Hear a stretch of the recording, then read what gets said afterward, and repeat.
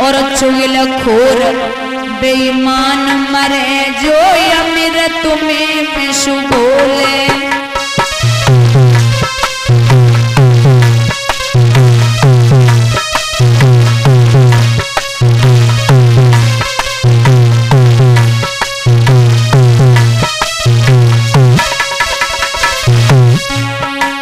ए भैया साधु वो मर जाए, अरे नहीं हर्षों ध्यान लगावे। साधु वो मर जाए, अरे नहीं हर्षों ध्यान लगावे। और पंचत वो मर जाए जो दारू पी के न्याय करावे।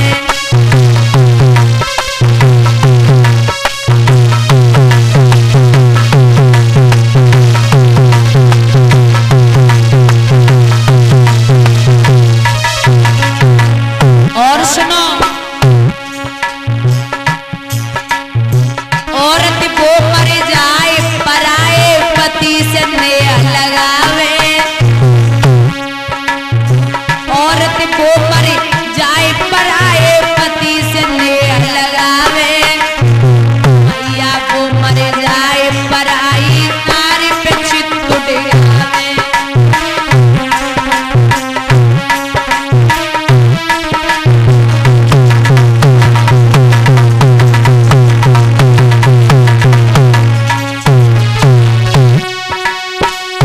और सुनो, मैया वो मर जाए जो पिटिए गली गली में। मैया वो मर जाए जो पिटिए गली गली में घुमावे। पिटिया वो मर जाए, अरे जो पुल में दाग लगावे।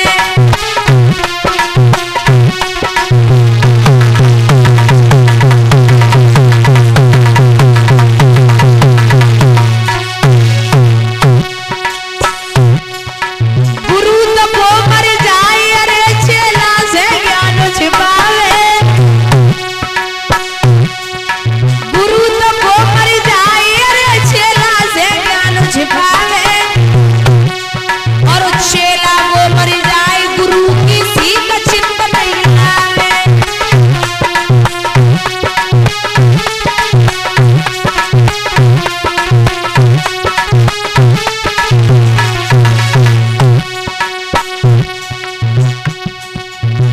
बाप वो मर जाए, अरे बेटा गुण धर्म सिखावे। भैया वो मर जाए जो भैये औरत पे पिटवावे।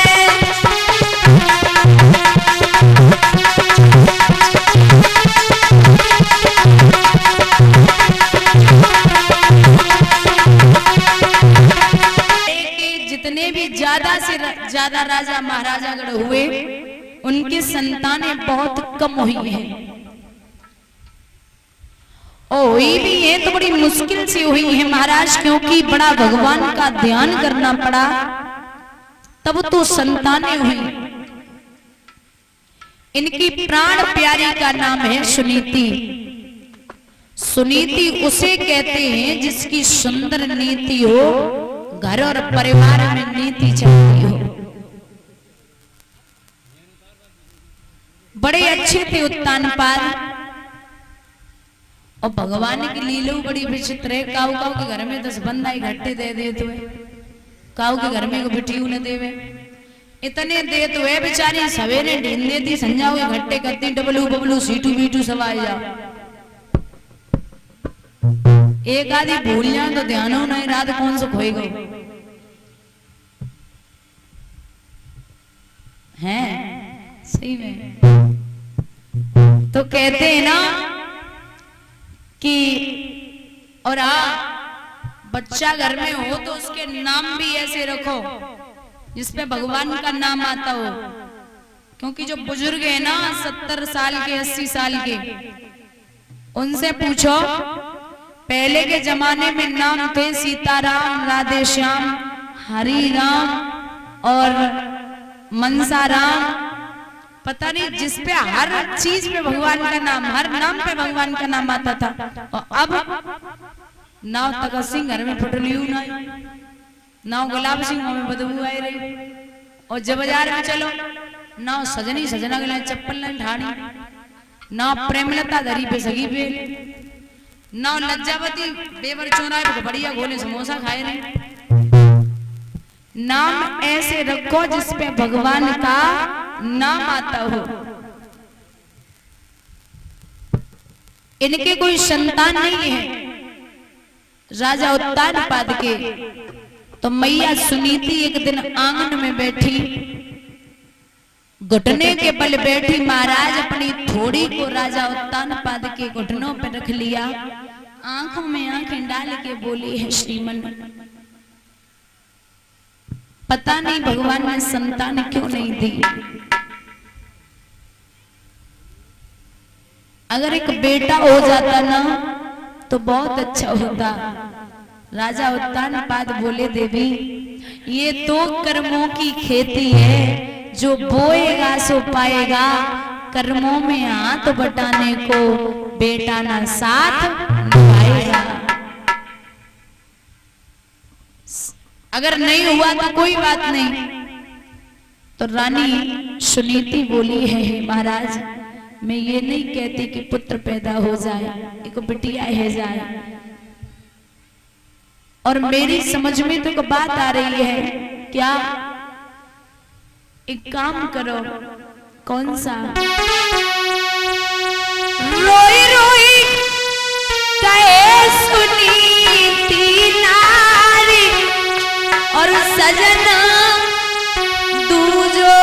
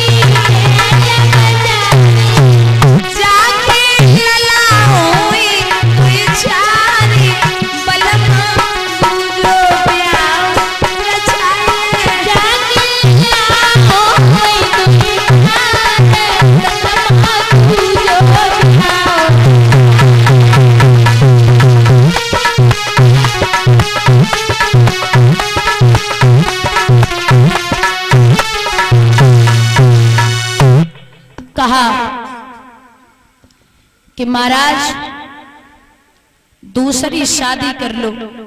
राजा को ये मालूम पड़ा जैसे हजारों बिच्छुओं ने एक साथ टंक मार दिया हो। राजा बोले नशा में का? अरे उनसे पूछ, नारी की झाई परत अंधे होत भुजंग, और कबीरा उनकी क्या गति जो नित नारी के संग। एक औरत को चलाए वो टेढ़ी खीर है, एक पत्नी की वजह से जो ढोलक बजा रहे चिमटा में लगे वे घड़ा में लगे। भागो भागो क्यों? कहते हैं ना एक बार राजा ने जवाब दियो, सौत चून की बुरी जहर की छुरी मान ले प्यारी, और तो आवत दे निकार करे तेरी खुआरी। जिस घर में दो नारी हो उसमें दो नाली बहती हैं, दोनों दो तरफ निकलती हैं, घर में न एक भी रहती हैं। शादी नहीं करूंगा। जो जब बात सुनी रानी ने जवाब दो, महाराज मेरे बेटा है वे वालों ना, क्योंकि हमें लगता है कि मेरे किस्मत में पुत्र है नहीं। राजा बोले तुमका स्टाम्प पेपर पे लिख के आई हो कि बेटा है वे वालों ना है, और किस्मत क्या तुमने लिखी है कि बेटा नहीं होगा। कहते हैं भैया किस्मत की बात होती है कि एक वृक्ष की दो डाली और पर किस्मत जुदा जुदा है। एक वृक्ष की दो डाली और पर किस्मत जुदा जुदा है। एक डाली जाए हवन में, एक से जली रही चिता है। एक डाली जाए हवन में, एक से जली रही चिता है।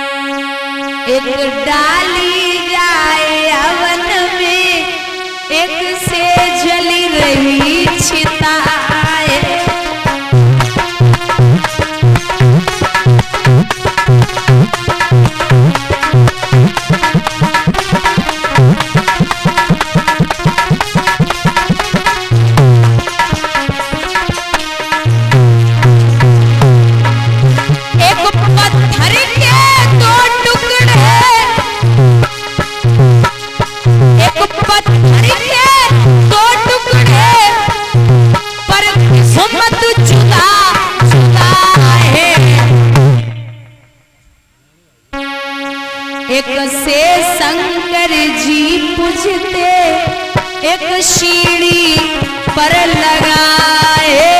एक पर शंकर जी पूजते, एक सीढ़ी पर लगाए।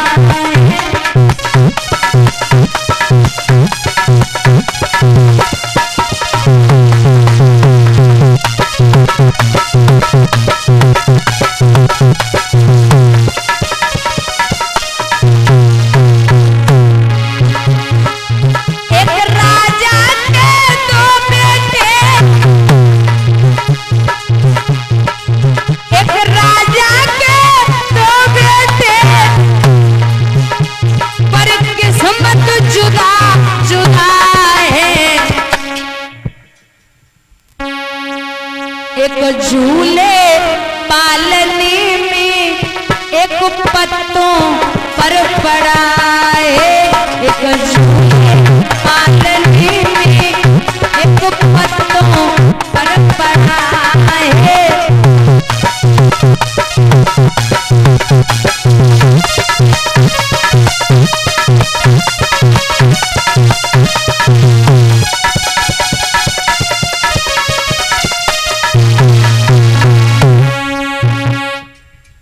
महाराज राजा उत्तानपाद ने बड़ा समझाया कि मैं शादी नहीं करूंगा।